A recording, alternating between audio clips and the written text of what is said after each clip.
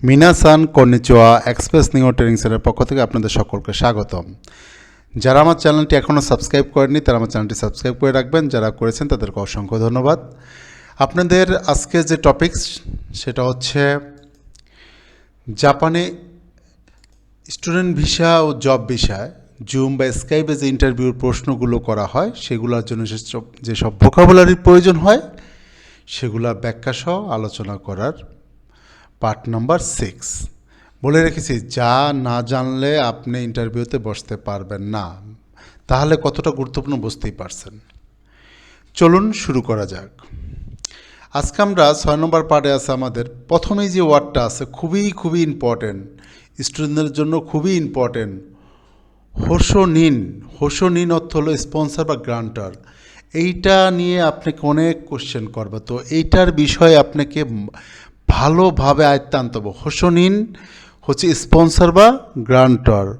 বলতে পারে যে আপনার আনাতা নো হোসোনিন ওয়া ধারে দেশকা।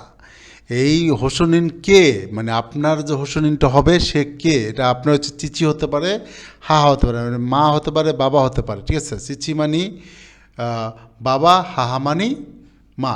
আপনি যদি বলেন যে আপনার বাবা, তাহলে আপনার বাবার নাম কি, আপনার বাবার বয়স কত, আপনার বাবা করেন কি, আপনার বাবার মানে যদি বলেন ব্যবসা তাহলে বলবে কোন ধরনের ব্যবসা।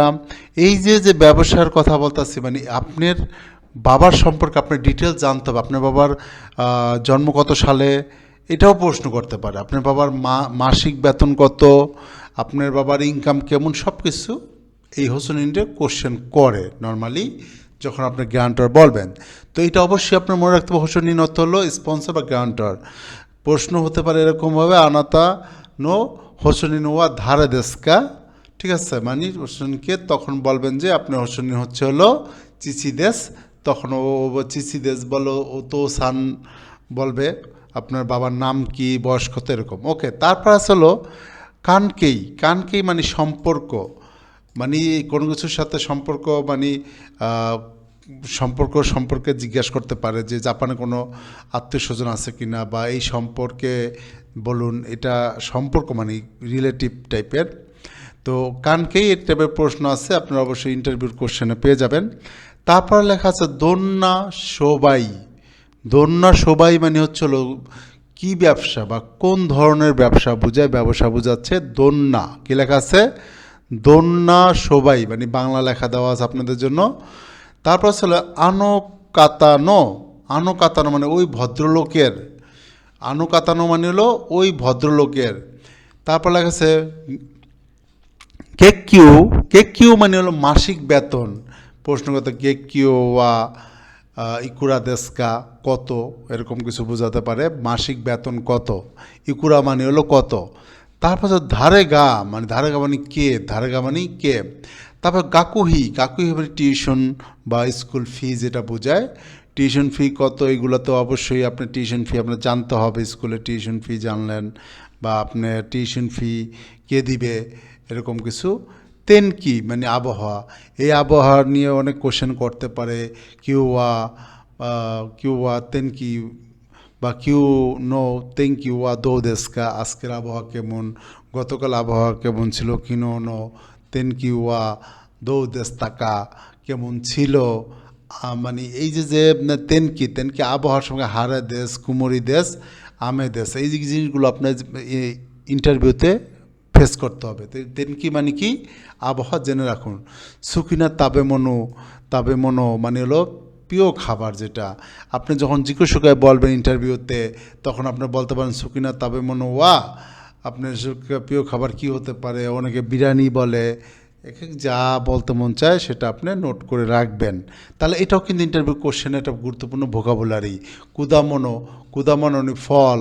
আপনি কী ফল খেতে পছন্দ করেন, এটা প্রশ্ন করতে পারবে। আপনার পছন্দের ফল কি বলতে পারে।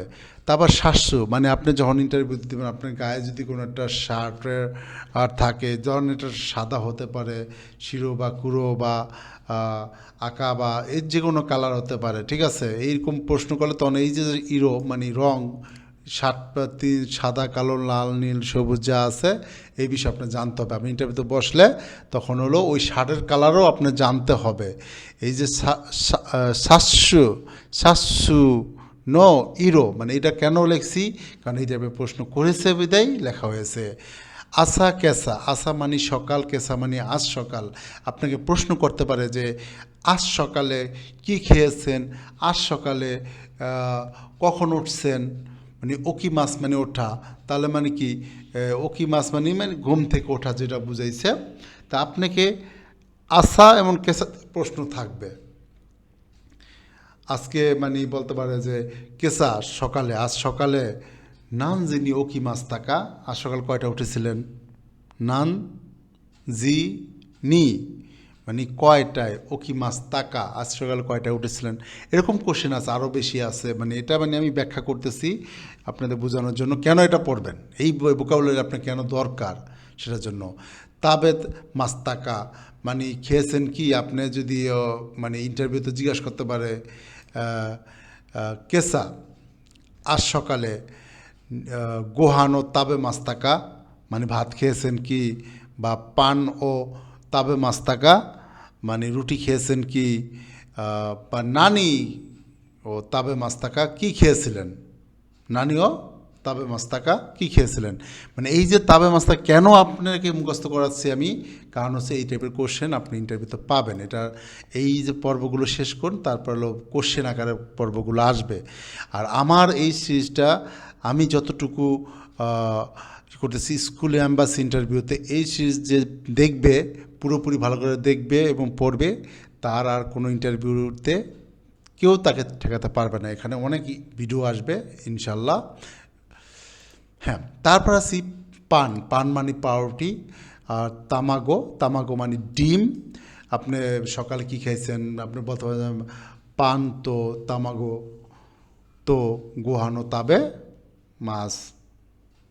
এটা না বললে আপনি গোহান বাদ দিতে পারেন, ইয়াসাই বলতে পারেন। মানে আপনি কতগুলো খাবারের নাম, কতগুলো সকালে নাস্তা কী করতে, এগুলো সম্পর্কে আপনার নলেজ নিতে হবে।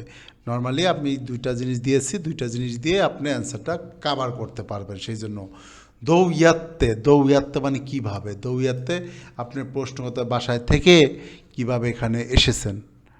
উচিকারা দৌয়াত্তে আপনি যে কোচিং সেন্টার আছে, ধরেন আমার এক্সপ্রেস নিউটো কোচিং সেন্টার নি দৌয়াতে এক্সপ্রেস নিহঙ্গো কোচিং সেন্টার এ ইকি মাস এসেছে, ইকি মাস টাকা কি মাস টাকা কীভাবে এসেছেন এটা বলতে পারে। মানে দৌয়াত্তে মানে কিভাবে, কিভাবে আপনি এসেছেন, কিভাবে আপনি জাপান যাবেন, কিভাবে আপনি এখান থেকে ওখানে যাবেন, এই বিষয়গুলো বলার জন্য আপনার প্রশ্ন করার জন্য দৌয়াত্তে দিয়ে প্রশ্ন করা, ঠিক আছে। আপনাকে সেটা অ্যান্সার জানতে হবে। কি মাস টাকা এসেছেন কি, এসেছেন কি, কি মাস টাকা মানে মানে কি মাস মানে হলো আসা, কি মাস তা মানে হলো এসেছিল, আর কি মাস টাকা মানে এসেছেন কি মানে প্রশ্ন করেছে এরকম টাইপের, এইটা আপনি জানতে হবে।